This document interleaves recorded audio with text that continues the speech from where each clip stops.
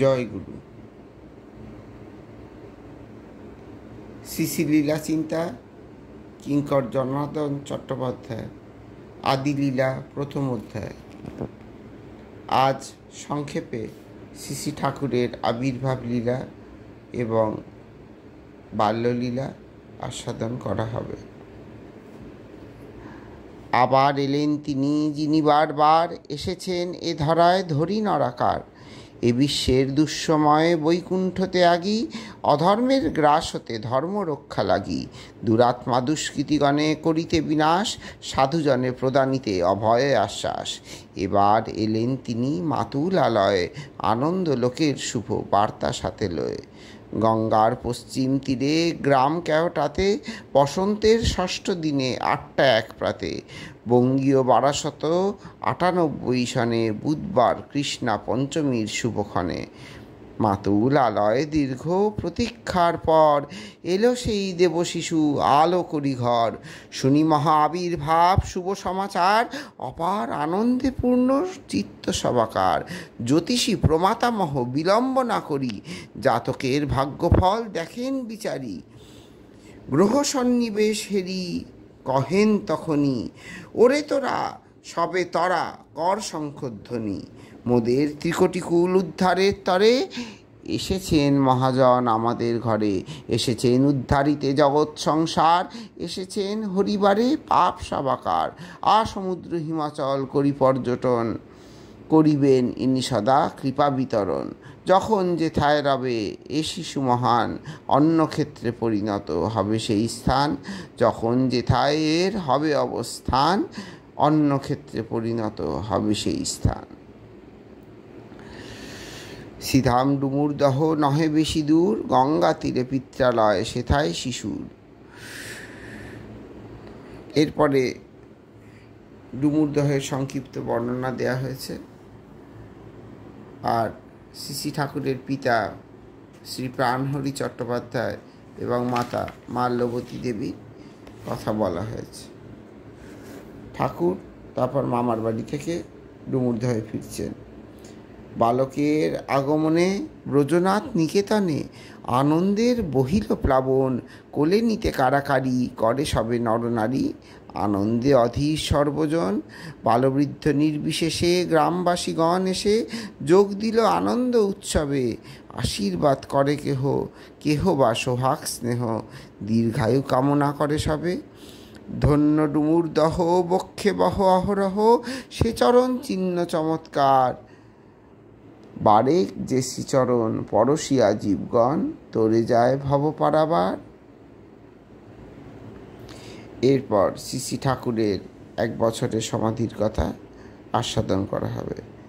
একে একে যায় দিন, মাস কেটে যায়, শিশুর বয়স হলো 1 বর্ষ প্রায়।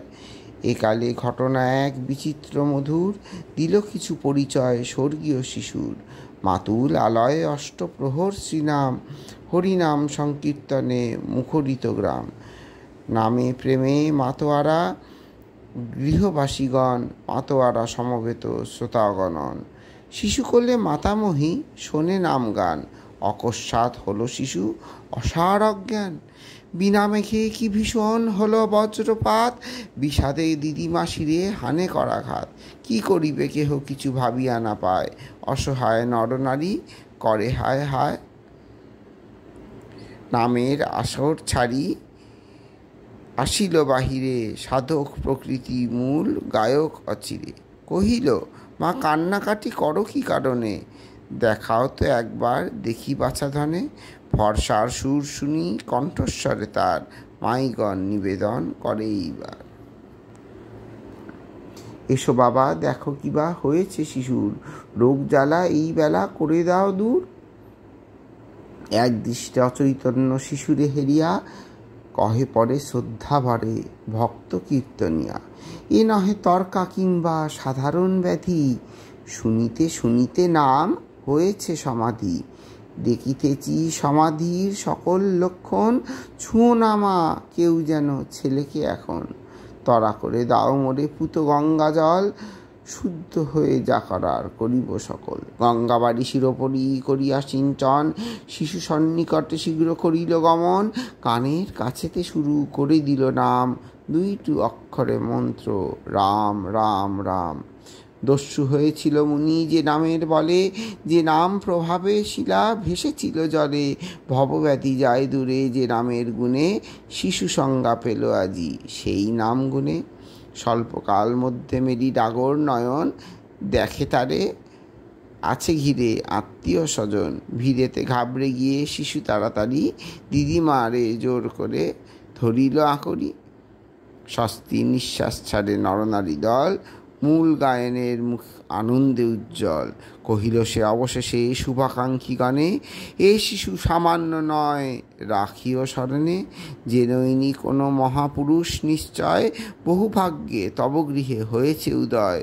শুনি ঈশ্বরীয় কথা অথবা কীর্তন, মাঝে মাঝে হতে পারে সমাধি এমন।